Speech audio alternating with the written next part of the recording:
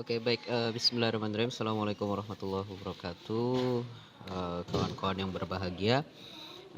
Hari ini kita akan coba sedikit belajar ya mengenai, ekonomi internasional. Mohon maaf saya buat, kawan-kawan nanti pada perkuliahan ekonomi internasional insyaallah ada sedikit pengantar dari saya yang kawan-kawan tonton di YouTube begitu ya, tentang beberapa penjelasan, tentang mata kuliah, eee, ini begitu.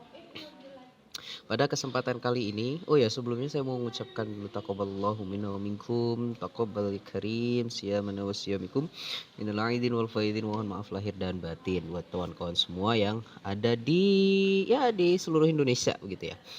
Ini kita akan berbicara tentang perusahaan multinasional ya atau MNC terkait dengan kekuatan bersaing, efek global begitu ya. Pernah nggak kawan-kawan sedikit berpikir tentang Indonesia ini ada berapa banyak sih perusahaan multinasional? Gak usah jauh-jauh deh. Dari kawan-kawan bangun tidur sampai tidur lagi banyak produk yang kawan-kawan gunakan untuk dari perusahaan multinasional. Unilever misalkan. Sampo Anda apa Anda gunakan? Kan Head and Shoulders atau apa lagi ya? Merek-merek Unilever itu ya, Pantene mungkin atau apa dan lain sebagainya. Sabun kawan-kawan gunakan Lifebuoy ya kan, lalu mungkin apalagi pasta gigi Pepsodent dan lain sebagainya. Itu adalah salah satu contoh perusahaan multinasional di mana dia tidak ada di Indonesia tapi dia memiliki bukan asli perusahaan Indonesia tapi memiliki kantor representatif yang ada di Indonesia. Coca-Cola misalnya itu juga menjadi salah satu perusahaan multinasional yang ada di Indonesia. Oke, baik. Ya, perusahaan multinasional itu ya salah satunya mulai setelah pasca Perang Dunia Kedua ya. Ekopol ini ditandai dengan munculnya aktor-aktor non negara yang ikut memainkan peran penting dalam ekonomi lintas negara. Awalnya memang pada saat sebelum-sebelumnya negara yang memiliki faktor penentu tentang ekonomi politik ya. Akan tetapi pada saat ini, pada sekarang saja sudah banyak orang-orang swasta yang tidak terkait langsung dengan pemerintahan gitu misalkan menjalankan ekonomi lintas negara. Ya, kawan-kawan menggunakan laptop, HP, segala macam sekarang sudah ada dari Cina, mungkin dari mana gitu kan. Nah, itu sudah ikut hanya bukan orang-orang dari pemerintahan saja. Salah satu aktor yang menonjol adalah perusahaan multinasional atau multinational corporation MNC yang akan kita bahas pada hari ini. Dengan kekuatan modal, teknologi, dan sistem manajemen yang baik, MNC mengontrol aliran modal, teknologi, bahkan distribusi barang melintasi batas-batas negara. Bahkan di beberapa negara ada yang dibuka secara belak-belakan sehingga lalu lintas perdagangan itu tidak hanya mudah diakses oleh satu negara dan juga negara yang lain begitu. Contohnya di Indonesia karena masuk dalam ASEAN. Nah, negara-negara ASEAN itu lalu lintas negaranya agak mudah begitu. Kawan-kawan mau pergi kemana segala macam tidak perlu ada yang lain-lain, hanya cukup menggunakan paspor. Barang-barang kawan-kawan kalau mau bawa silakan bawa saja, tapi ada batas minimalnya kalau orang-orang mau travel ke berbagai negara di ASEAN. Tidak ada visa, izin tinggal dan sebagainya. Begitu juga dengan lalu lintas perdagangan di antara negara-negara ASEAN ada lebih mudah begitu ketimbang kawan-kawan mencari yang lain. Apalagi kalau yang lain itu contoh kawan-kawan memasukkan barang ke Korea Utara itu baru susah. Ada ekonomi yang tertutup dan ada ekonomi terbuka. Kebetulan ASEAN, Indonesia masuk Southeast ASEAN ya.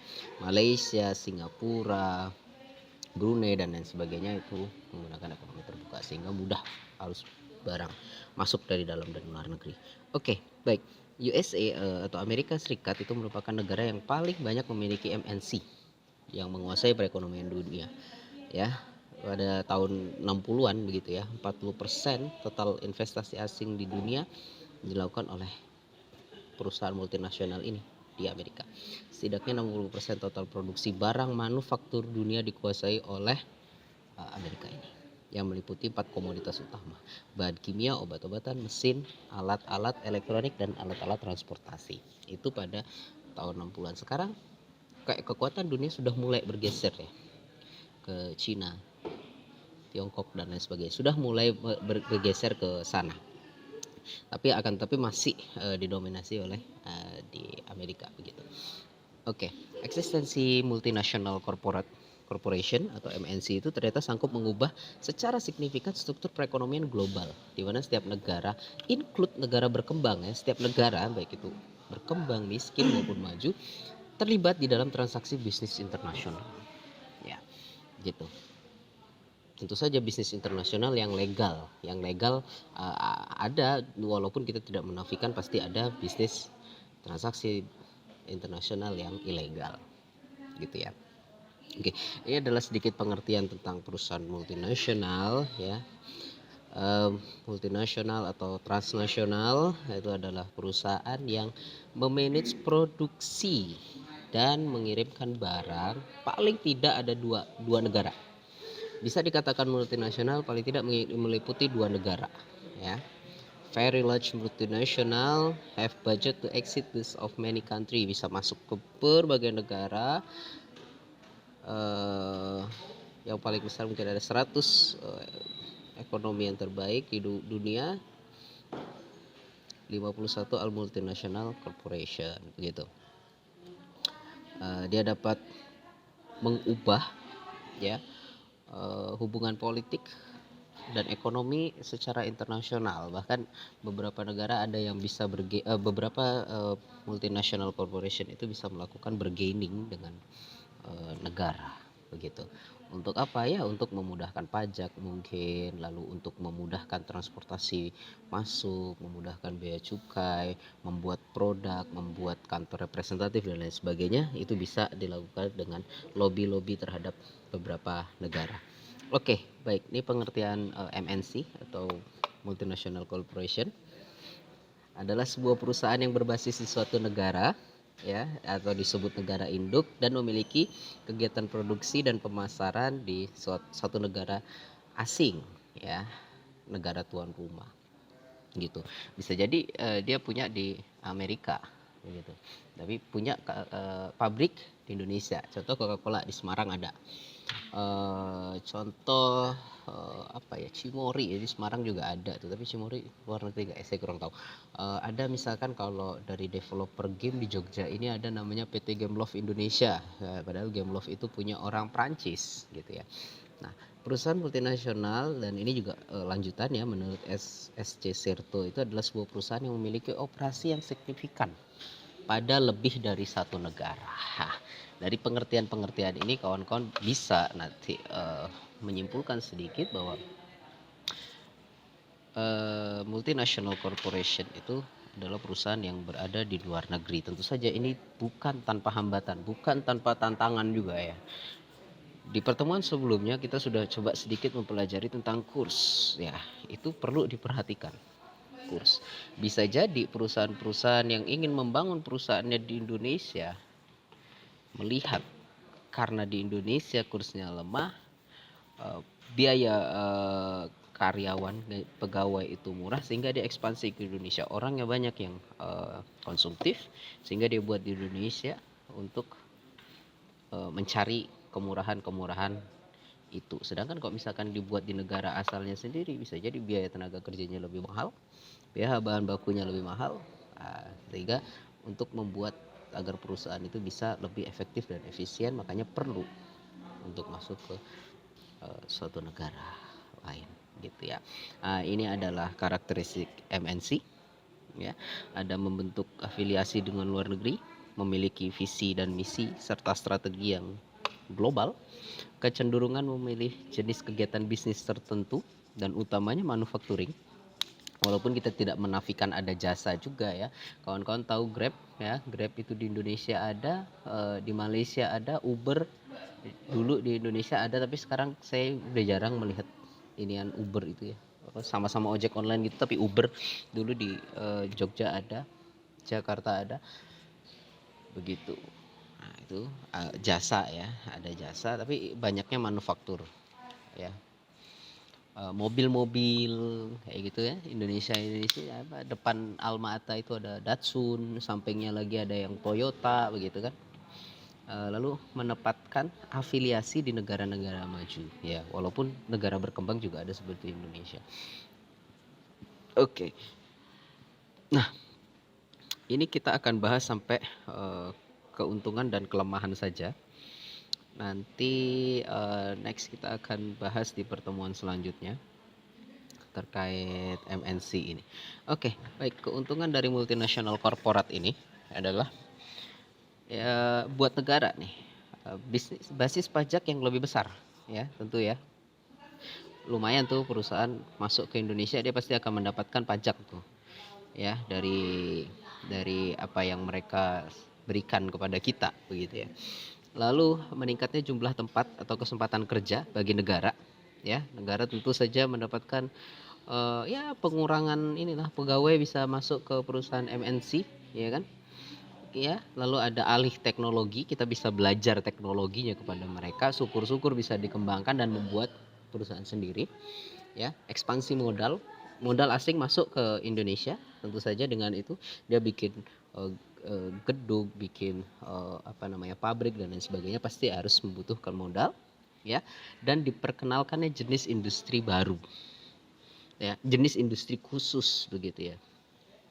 Lalu pengembangan sumber daya lokal, maksudnya sumber daya lokal itu ya manusia lokal, masyarakat kita Indonesia yang berada di suatu wilayah gitu, ya, bisa dikembangkan gitu, direkrut menjadi karyawannya dan memberikan ini ya bagi negara, begitu kan. Pengurangan tingkat kemiskinan, tingkat pengangguran dan lain sebagainya nanti dikurangi melalui adanya MNC ini. Lalu selanjutnya adalah keluhan ya atau kekurangan dari MNC itu adalah terkadang perusahaan-perusahaan MNC itu mencari laba yang berlebihan.